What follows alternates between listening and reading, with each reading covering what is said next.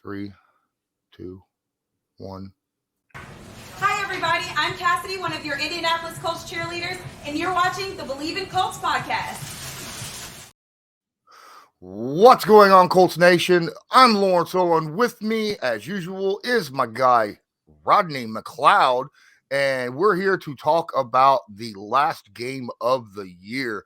The Indianapolis Colts hosting the Houston Texans, where they started off in a hole right off the bat. You know, there was some turnovers in the first first half, technically, by the Indianapolis Colts offense. They started off 10-0 in the hole against the Texans and had to fight back.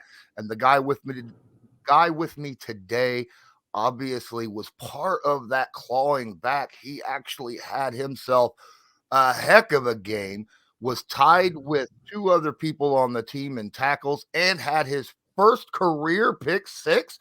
Rodney, what's up with that, man? Yeah, man, it's bittersweet, of course. Happy that I was able to come away with an interception, man. Pick six, first of the career, like you said. That's a huge moment in my career, and grateful that it took place. But then it was quickly, overshadowed by the dramatic finish at the end. As unfortunately, we come up short once again, and it just, man, you just for a lot of us players, it just really feels like a dream. Like this is a movie. Like, why every single time it's so dramatic in the way we win or lose games this year. And but at the end of the day, just really appreciate all my teammates for battling, back, man. A hard fought game on both sides of the football.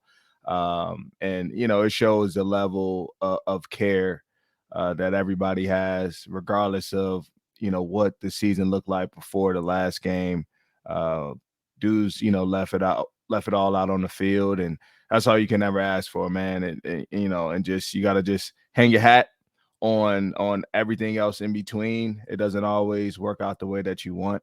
The outcome isn't always there, but you can appreciate and everybody for the level of effort in the fight behind that team. So came up short, but I appreciate everybody for that, of course. Yeah, yeah, absolutely. And yourself, myself, Gerard, we've talked all season, because the Indianapolis Colts have had a rough year from the get-go. For the last 8 weeks, we've discussed how, there is no such thing as tanking when it comes to coaches and players. Yeah. And this last game, week 18, is a prime example of that in the fact that, this is, when it comes to standings wise, was a meaningless game, right? It Yeah. was a meaningless game, but there was pride on the line. And if there was tanking involved, where players would tank or coaches would tank, the Houston Texans wouldn't have put up a fight because they won and lost the first overall pick of the draft. Yeah. So Yeah. that's definitely proof that there is Hmm. really no such thing as tanking in the NFL when it comes to players and coaches. No, that's real. And, I think everybody has a level of pride about themselves, players and coaches and organizations as a whole. And you definitely would like to finish the year off on the right foot. And that's winning. And that's all we talked about collectively as a team. Saturday preached that from the moment that the week kicked off, is that despite everything that's happened, man, like, we have the ability to, go out with a win. And how good would that feel? And you carry that into the off season, and you build off of that. But you like I said, we came up short, but there is still a lot that you can build off of, and it shows character alone from everybody in the way that we battled back. It wasn't the way that we wanted to start the game. Of course, they got off to a real good start, but you saw the fight, you saw the push, and so that is still something to build off of as we go into this off season. There is a couple plays I would love breakdowns from you that happened in this game. Obviously, the pick six. I'm pretty sure you liked the tweet where, you know, I clipped it where I actually predicted your interception. I didn't predict the pick six, but I predicted your interception on the play, you know, and I was like, are you kidding me? Wow. Yeah. But my question is, like, you were sitting there and it looked like you were reading the play, like you saw the play the whole time and jumped that route. Could you take us through that play and what was going through your mind in the whole situation?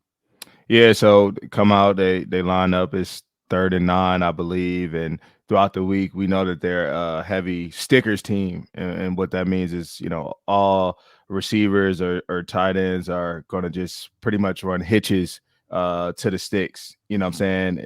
Just enough for the first down, give you the illusion that it could be some sort of seam or vertical route, but then they just sit it down at the sticks. So I alerted the defense, you know, Rod T, JB, and Zaire, guys who were underneath defenders who all kind of had an opportunity to be able to, you know, make a play. And in that situation, I also was one of those guys based on the coverage that we were in. I was actually playing, you know, middle runner. And so I was able to kind of bait the quarterback up and throwing the ball. What's funny is, you know, me and Gilly talked about this earlier in the week and how I should play that route or play those sorts of plays. And I'm like, bro, every time this year I've gotten the opportunity to bait the quarterback and throwing it, they never throw it and give me a opportunity at picking it. I always get a pass breakup. And so, man, he finally just threw the ball right on point, gave me a chance to make a play. Broke on it. I'm like, man, just please don't drop this. That's one thing that you can't do is drop that in that moment. And man, the rest was history. I actually got ahead of myself because I'm running and I'm like, yeah, this is an easy touchdown. And I look up and I see, you know, David Mills right there. I'm like, what is he doing? And I'm like, at this point, I'm like, man, do I cut back? Do I give him a little move? I said, no, I'm just going to head to the pylon. That probably should be good enough. And some of my offensive or high school receiver skills came out, stretched across for that pylon. Yeah, man, then started the celebration. Absolutely. Speaking of the celebration, there was a lot of that after the touchdown. You did something that maybe was missed by a lot of people who were celebrating the fact that you had a pick six and wasn't watching the screen. But there was a little bit of a nod to DeMar in there, wasn't there not?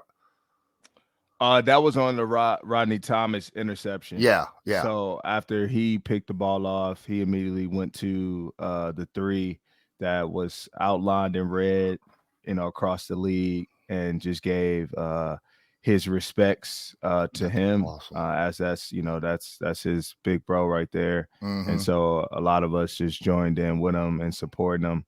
But yeah, Rod T, you know, clearly a tough week for him, but you know, went out there and put it on the line for his brother.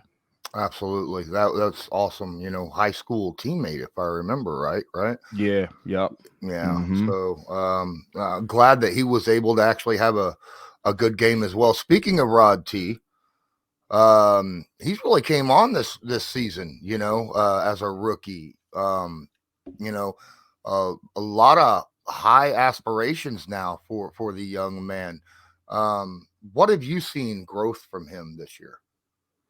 Yeah, just playmaking ability over time. You see, you know, comfortability. You know, when he first coming in as a rookie, you're just trying to figure it out. But you know, steadily as the year went on, you can tell that he really took coaching and applied it, and it showed week to week. Started from, you know, OTAs to training camp, and of course into the season, and him being able to get his opportunity versus probably one of the best quarterbacks to play the game right now, and that's Patrick Mahomes. And he stood strong. He made a huge pass breakup in that game, right? So that was just his introduction to us all and what he was capable of doing. And you know, you mix that with confidence, with a little bit of experience, and then good coaching, and somebody who's dedicated and a hard worker, you're going to get those results that Rod T had this year. And what he did for us as a rookie stands out, and all of us, take notice of his ability and skill set to play this game. And so he led the team in picks, right? Like as a rook, that is hard to do, man. But you got to just give your props to him for coming in and making the most of his opportunity. There was a play, however, near the end of the game that if memory serves me right, you and him both were in on it. I think you had backside coverage, right, on the touchdown pass. Yeah. Could you take us through that play and what happened? I know that you're not Rodney Thomas, and can't give me exactly what happened in his eyes, but Yeah. there was definitely some kind of misjudgment in that situation that happened.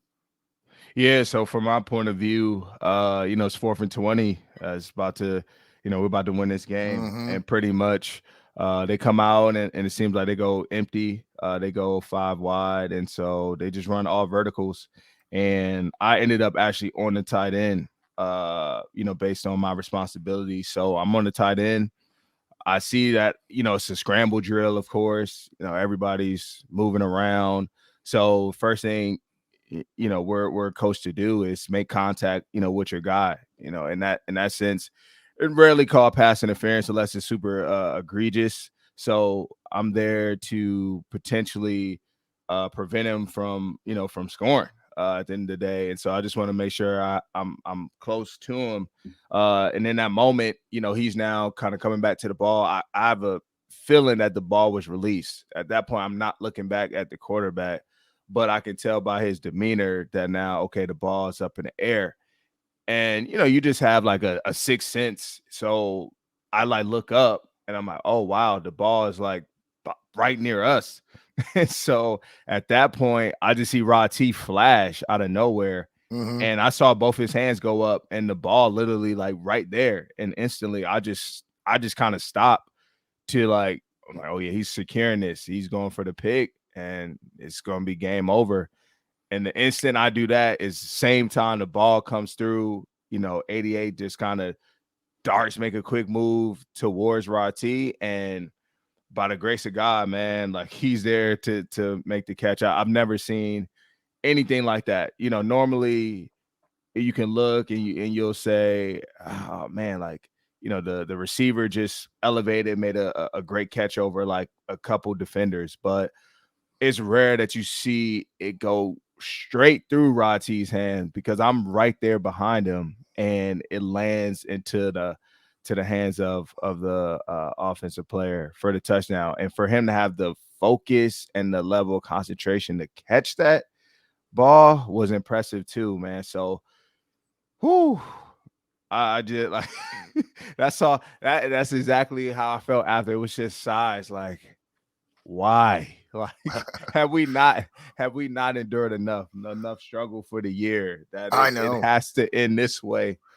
We've had such crazy endings to games this season. It is unbelievable. Between the 33-point fourth quarter against Dallas, what happened with the that big lead we had against the Vikings, and then multiple other games where we had the game until the very last play. Where one of them, Stephon, the one time Stephon wasn't able to make a play, at the last play of the game.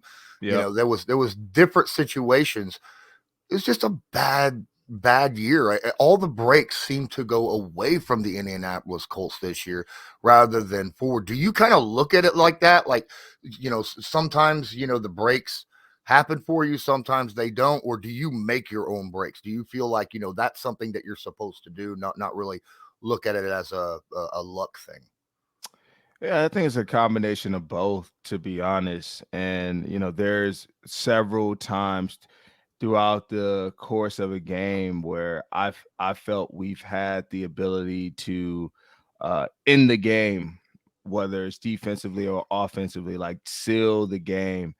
And I think it comes down to, situational ball for us in those moments. We haven't done the things that we've needed to do and execute at the level that's required, in this league to win games, because the margin of error is so small.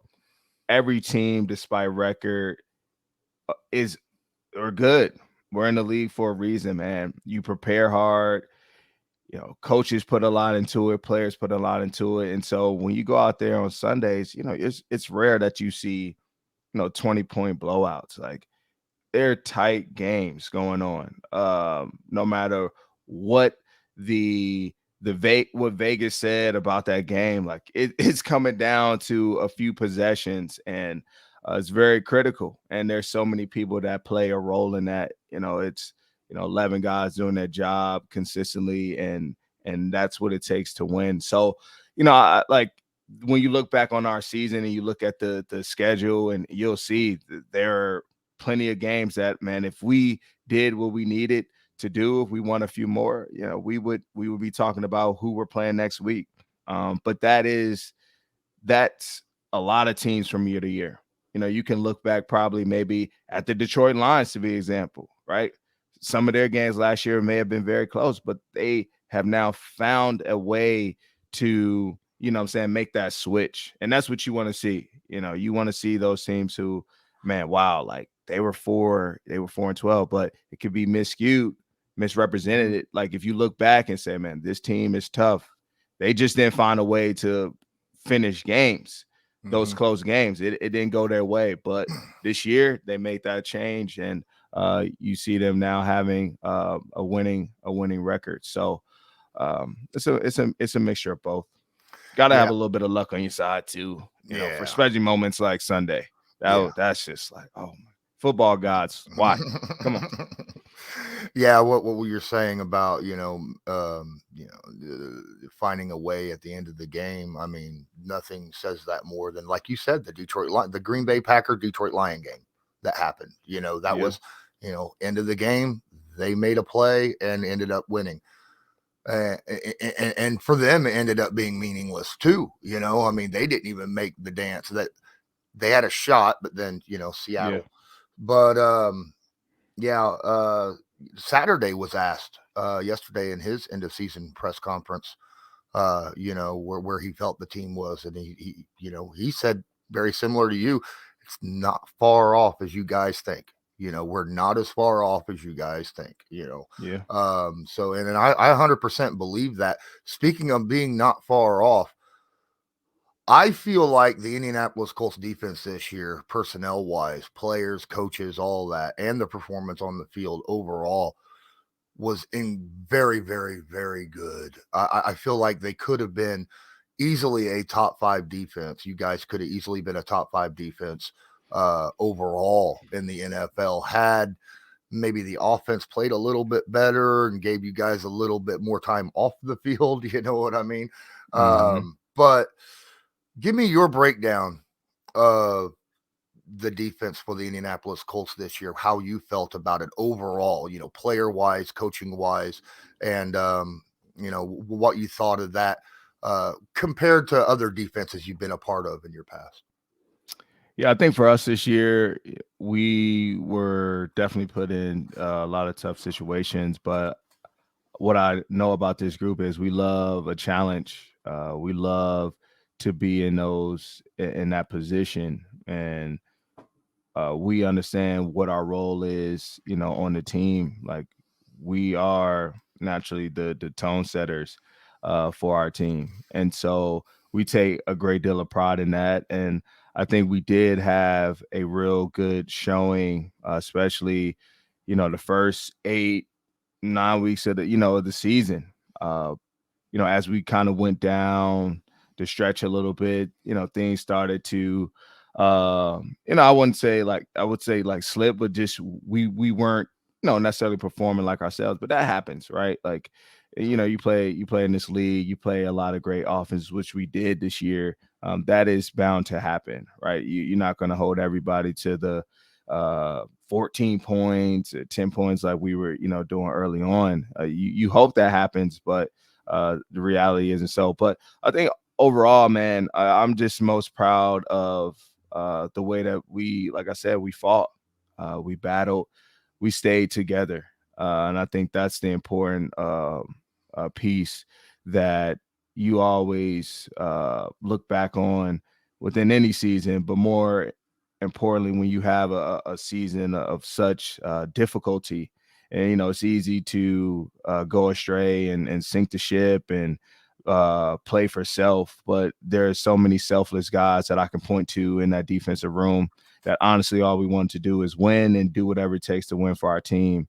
And, guys put their bodies on the line, prepare hard, man, play with a great deal of passion. And that's all you can ask for. And so I'm grateful to be able to, line up with so many of those guys, man, who made me better all around, to be honest with you, and push me to my limitations and demanded the most out of me, solely just because of what they brought to the table, their performances. And you just feel like like this guy's making a play. This dude's going to be here. I have to raise my level, right? I have to raise my standards or competitiveness or whatever it is, man. Like that's what type of group we have, just because there are so many guys on the team who have abilities to make plays. And it's a good group. We'll see what happens next year. But all in all, man, much respect for this Colts defense and what we were able to put out there for the world to see this year. Absolutely. Well, I think that's going to do it for our game breakdown for the Indianapolis Colts Week 18 matchup against the Houston Texans. Again, this was Believe in Colts, brought to you by Bet Online. I'm Lawrence Owen. That's Rodney Mcleod. And until next time, as usual, go Colts. Do you believe? I need to read my freaking ad. I'm going to do that in between the episodes real fast. Mm-hmm. I completely, utterly forgot. Yeah, we got rolling, and I didn't want to step on it. Yep. All right, here we go. BetOnline remains your number one source for all your sports betting this season. Everything from the NFL to bowl season to esports. You'll always find the latest odds, team matchup info, player news, game trends at BetOnline. BetOnline features live betting, free contests, and live scores for almost any sport or game imaginable. We're the fastest and easiest way to bet on all your favorite leagues and events. Head to betonline.ag to join and receive your 50% welcome bonus with your first deposit. Make sure to use promo code BELIEVE, that's BLEAV, to receive your rewards. BetOnline, where the game starts. Okay, now I need to... 1 second. I need to get something for pain. Yep.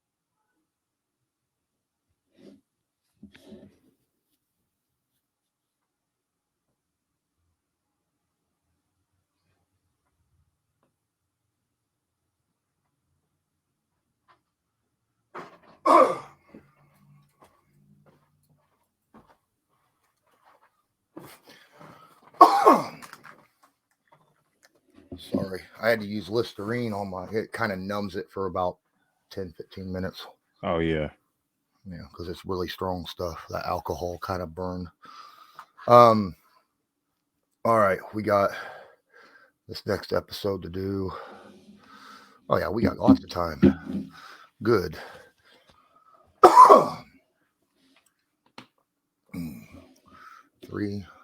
2, 1. Hi, everybody. I'm Cassidy, one of your Indianapolis Colts cheerleaders, and you're watching the Believe in Colts podcast. Welcome back to Believe in Colts. I'm Lawrence Owen. With me, as usual, is my guy, Rodney Mcleod. And today we're just going to talk a little bit about the offseason. And maybe, kind of look back a little bit on the season as a whole for the Indianapolis Colts. As, obviously we do not have a game to look forward to this upcoming weekend. To the chagrin of myself and the Colts players, the team and everything. But it is what it is. Not everybody can make the dance. And now we get to sit on the sidelines and watch it from a distance. And whether you're a player or a fan of a team that didn't make it or not, still football fans, still some football out there. Now we could sit back and actually watch games as a fan, right, Rodney? Yeah, that's true. Now, I turn into a fan just like everybody else. Unfortunately, make my picks and sit there and enjoy some good football. There are a lot of good teams, obviously, in the playoffs. I'm excited about a few matchups, and this is a great time, man, to be involved. I know countless times I made it to the playoffs. All eyes are on you. For every player, you dream of these moments as a kid where nothing else is on but NFL playoff football. And so, for people who haven't seen you all year, this is now their chance to see, what, you're all about. And the thing is, there's no tomorrow. You have to play your best that particular game, and that's what makes playoffs, so special, and brings out the best in everybody, because people know, it's win or go home mentality. Absolutely. And for the Indianapolis Colts, it is a go home special. This week, there's a lot going on in the building with the players and coaches and things of that nature. As a player, after that final game, knowing that your season is finally over, could you kind of take us by a step-by-step process as a player, in the process of ending the season before, actually, getting back home and trying to start living your regular life? Yeah, that end of the season moment, you're really saying your last goodbyes to everybody within that organization. What people don't know is, so often teams never look the same again for so many reasons. Whether you win or lose in this game, there are going to be different personnel within the team. That's just reality, just from the business side of it alone. And so that extends from players to coaches to even, guys within the front office. As for us, there's a huge question mark in who will be leading the team next year, right? As far as, head coach, that is the biggest question mark. Who's going to be calling the plays, both offensively, defensively, and special teams. Those questions will be answered, but this makes things a lot more like real for everybody because of what we experienced this year, and knowing that this is our last moment together. And some guys, obviously, because of their relationships, are going to have the ability to link up outside of the building. But for most, this will be it until April. And so you're just trying to really just soak it all in. And of course, you go through your process of returning on Monday, and you have your exit meetings with a number of people, from training staff to front office, to your position coach, to player development, to equipment, what I'm saying, down to like the shrimp coaches as well. you're literally having those individual meetings just to make sure everything's intact. Can't forget about the video department, with them precious iPads and everything. But yeah, that's kind of what goes on. And then you have your team meeting, and coach gives his spiel and how, what we should look forward to going into the offseason. Just a reflection, right, of the year, but also looking into what lies ahead and how can we get better. How can we all come back as better individual players, and to be able to help now going into the next season, and us all trying to win a championship ultimately. Absolutely. I ended up speaking a little bit, had an interview with Dio and Jelani yesterday. Mhm. As you know, a lot of people were made available, being it was the end of the season, and I was asking them, they're young players, and I asked them, what they were looking forward to improving during this offseason as a young new player, as a veteran, as a guy who's been in the NFL a while.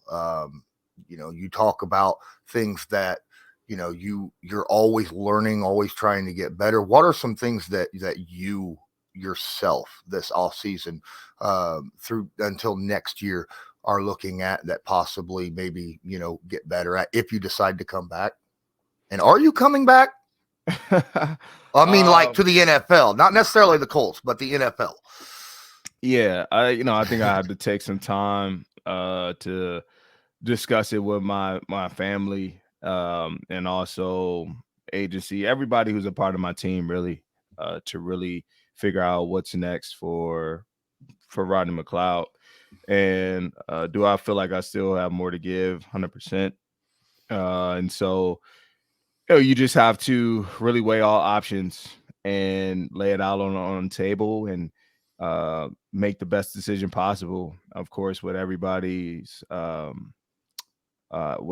in mind, particularly my wife and my family, but then just lean on God to provide that direction. So there's no rush for me. I have plenty of time over the course of these next couple months to one, heal my body, heal my soul, step away for a little bit, enjoy some time away from the game, knowing that it was a very long season for us all. But I think for me, it's taking a step back to really self-evaluate myself this past year.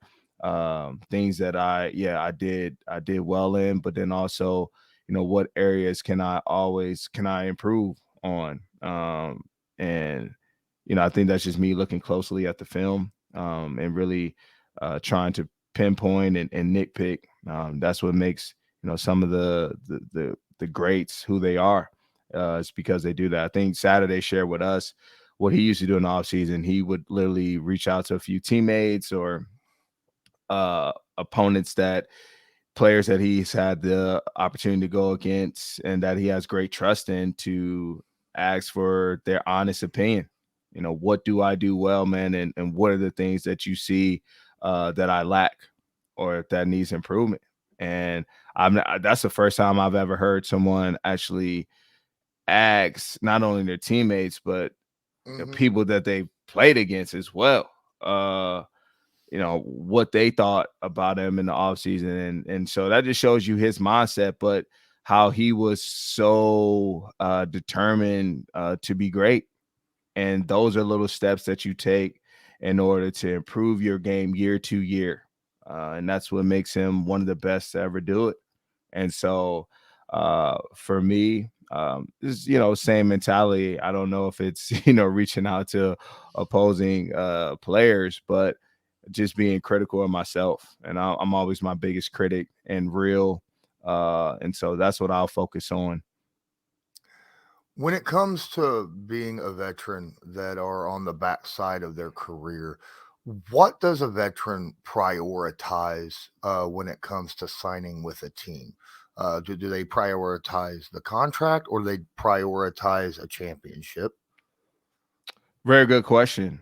And I think it really just depends on that veteran player, where they are in their career, right? You have certain guys who have made plenty of money, multi-year deals, extensions, and honestly, financially are in good position. They are content where they are financially, but for them, it could be solely, man, I need an opportunity at a championship, or I've never even made the playoffs, right? And I want that. I want that on my resume. I want to be able to say I made the playoffs at least one time out of my career, just to experience that, just to get that Mhm. see what does that feel like.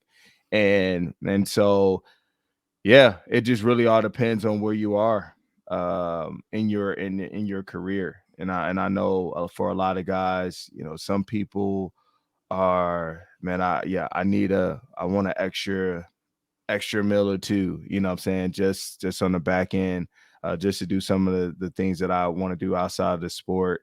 Or I need one more Pro Bowl associated with to my resume. So everybody plays a game for different reasons, and priorities are always different. Some people are, man, I want to be closer to home, to where my home is. So what teams are in that area, right, that can make it a little bit easier for my family, right, with children and going to school. So there's so many variables, especially for us, veterans. Yeah, I would say 10 plus family, who, yeah, priorities are all different, because our lives are all different. Our careers have been different, and so you have to just do what's best for you at the end of the day.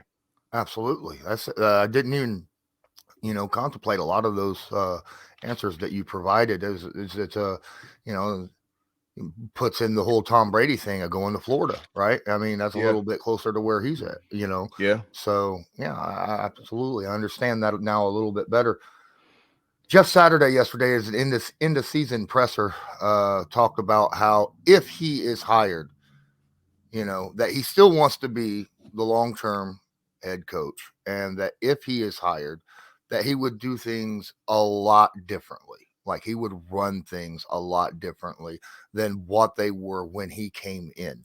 Mhm. Um, Now, was there any instances where you noticed that he is a lot different when it comes to running a ship than say other coaches that you've been around? No, I wouldn't say that at all. I think he does have the perspective of being a player, which is great value as a head coach, which I've been around. I think all of my coaches have been former players, to be honest. And that's probably what I enjoy most, is they understand our world a lot better. So, but I would say for, Jeff, it's things that he spoke about and demanded of us are the things that you want to hear from your head coach. Accountability, discipline, hard work, effort, uh, competitiveness, competitive toughness, all those sorts of things you want to hear, and you want, your team to rally around. Those core values are big. And I think just what he's speaking to is, it's hard when you come in mid-season to really try to um, either fix but also implement all the things that want to at that point in time. Like, we're very regimen driven creatures, and so when you come in, and man, you're like, wow, I really would want it this way, but how is that's gonna adjust and affect so much of everybody else's routine, like us as players, but even more so for coaches, their schedules, everybody else that's involved has just been uh, just so accustomed to that one particular way, that it's hard to now come in and try to restructure it all. That takes time, and that also takes people, coming together, give input, and truly uh, believing in it all, right? And so I think that's just more so what he's speaking on. when, he makes those comments is that, it's hard. Of course he did the best that he could, but there's probably so much that he would love to implement and change, just because that's the nature of it all. And he has his ways and what he thinks it will take for us to win, to get the best results out of everybody that he's leading in that building. And then you just have to respect that. Absolutely. And the first impressions are everything. And when a coach comes in, you know, gaining the respect of the players and the other coaches on the team is first and foremost. He spoke about that day one when he come in, how he had to earn your guys' respect. And then, he said it again yesterday. And how important is that? Is that really that big of a deal to the players for the coach to earn your guys' respect, or do you automatically kind of give it to him because, hey, he's your boss? I think for everybody, it is a respect and trust factor, right? And you always are going to be very respectful of your boss superior, right? Like that's just the way it goes. But then there's the trust factor, and there's the buy-in. Like, have you fully bought into what this man is saying to you? And that goes from head coach to all of the coordinators as well. And the minute that you can get everyone to truly buy in and believe what you're saying to be true, then that's when you know what I'm saying, you really have gained the trust and respect of everybody. And that's when you start to see the results that you're seeking, to be honest. The minute people start to doubt or have questions about what someone is saying, what they're doing, their plan, that's when the friction begins, right? And that's when that rock that you've been trying to form, now there's somebody that's piercing it. And can you keep it intact, right? Like, do you have the players or the leaders within that room to keep things intact from it forming multiple cracks before it breaks? And that's what you see normally when coaches get fired, is that they've lost the locker room as a whole. They lost the team. And it shows in a lot of different ways, right? Internally, you only can see that for the most part. But when that happens, there's all hope is really lost. And I think despite what we went through before Jeff entered into the building, he kept guys in the room together. And he demanded excellence out of us. He had a certain level of standard that he expected. He never wavered from that. And I think guys did respect that from Jeff. Okay. You talk about how, when coaches get fired, it's generally because they've lost the locker room. Is that the case? Is that what happened with Frank? I'm not going to say that's what happened, in our situation. Typically, like what you see a lot of times, like I said, is guys probably have lost the locker room, but there are also coaches who get fired similar to Frank. Is, maybe it had a lot to do just with the performance overall, right? Like everyone had so high expectations of us, and what we were supposed to be this year, but we never, lived up to that. And so that could very much so be a reason, why. I don't know. I don't make those decisions, but I know for a fact that in that moment, even though I think we came off the New England game, and that was just a tough performance, but I never felt as though guys stopped playing or didn't care about one another, about the season, even in that moment.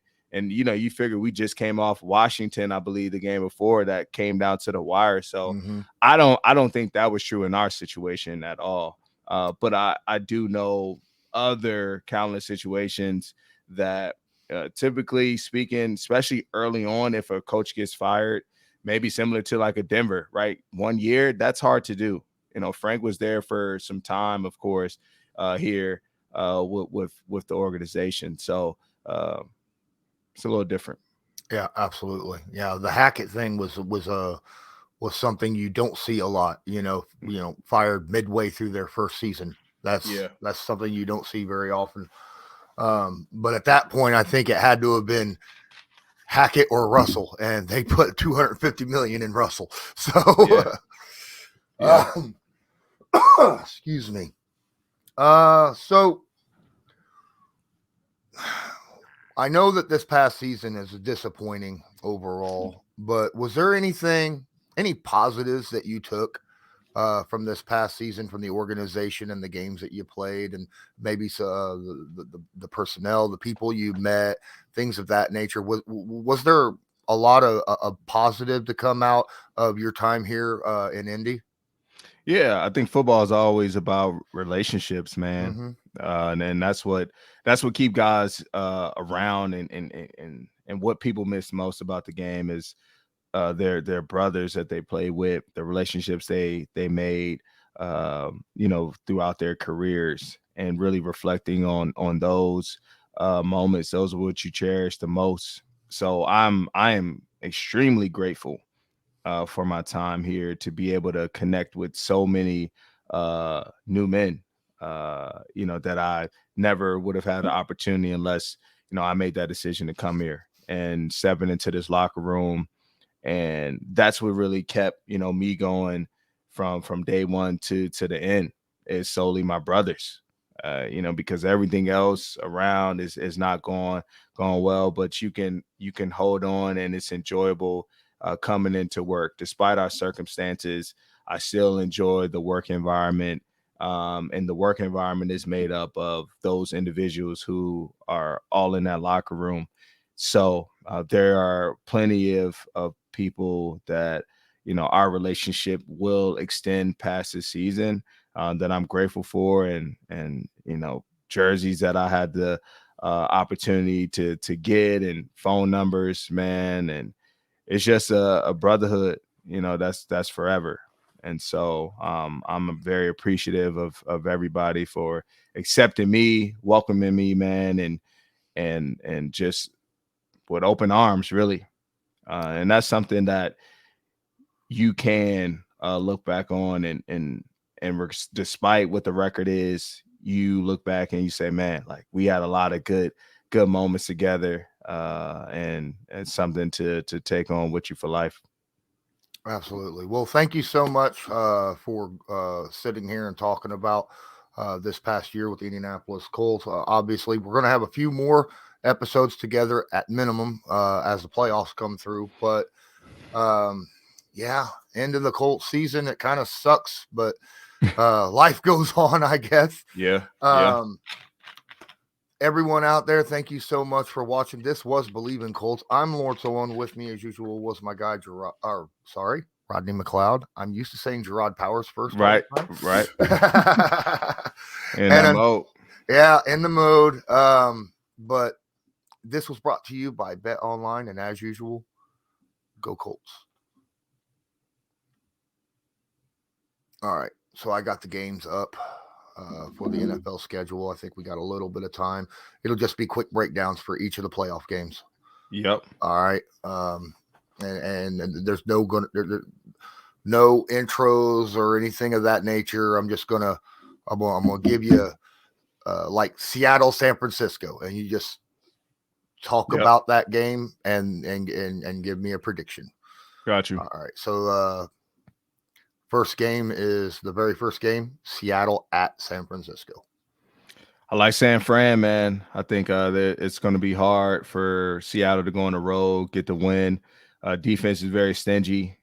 Defense wins championships, man. So I like San Fran to kick off this, get this first win. Awesome. LA Chargers at the AFC South champions, Jacksonville Jaguars. That's an interesting one right there, to be honest. And I'm going to go with the Jags, man. They have played playoff football for a month, and that's scary for a lot of teams. I was one of those teams, but we've also seen other teams who, similar to Tampa Bay Buccaneers, similar to the Giants back in the day, who made great pushes towards the end of the season. And so I like the way that they're playing. They're very confident.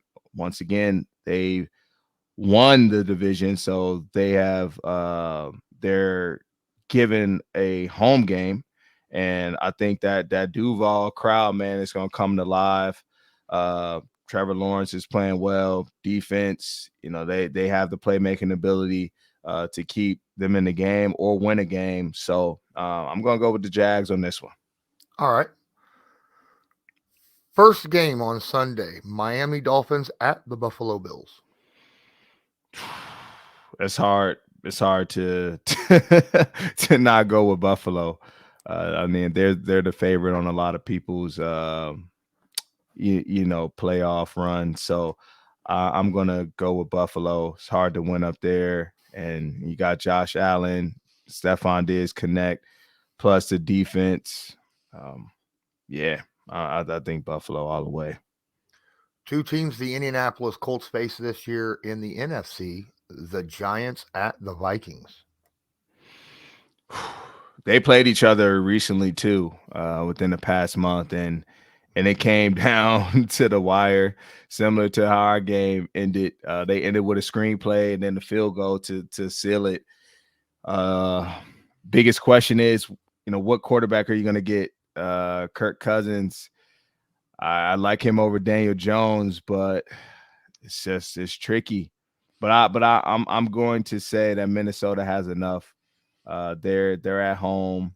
That crowd is going to be electric. They have good veteran players on defense, despite what their stats are throughout the regular season. It's the playoffs, man, and I think the Giants had a good season, but I think the inexperience is going to creep in a little bit. So I'm gonna go with Minnesota. All right. Sunday night football, the Baltimore Ravens at divisional rivals Cincinnati Bengals. Yeah, I don't know if Lamar's playing. That alone can switch your decision quick. But I'm going to say, as of right now, with him still being questionable, I got to go with Joe. Got to go with Joe B, man, and that offense. They have studs on the outside that can play defense. You know what I'm saying? They're proven as well. They're at home, division game. They know each other well. It's going to be a battle, but I like Cincinnati. Okay. Monday night football, Dallas Cowboys at Tampa Bay Buccaneers. This one you don't like. Who are you going to get? What team are you going to get from the Cowboys, man? It's so tricky. It's so tricky. Something's telling me don't do it. Don't say the Cowboys. They have a history of dropping in the playoffs. You have to pick 12, man. I think Tom finds a way. He finds a way. I'm gonna go with Tom Brady, man. I'm not saying that he's gonna make the run to the Super Bowl, but I don't think he's gonna go out in this first round of playoffs. And Tom and the Buccaneers are the only team to make the playoffs this year with a sub 500 record. Yeah. Right. And I think they find a way to knock. I think they find a way to knock out Dallas this week. Monday night. Wow. And if that happens, are there changes that you think happens at the Cowboys with the history of them, of them in the playoffs of dropping out early? I wouldn't put it past Jerry. He has high expectations, as he does every single year, but even more so, you think of what they were fighting for, at the end of the last few weeks. It was a number one spot, and it was in their reach.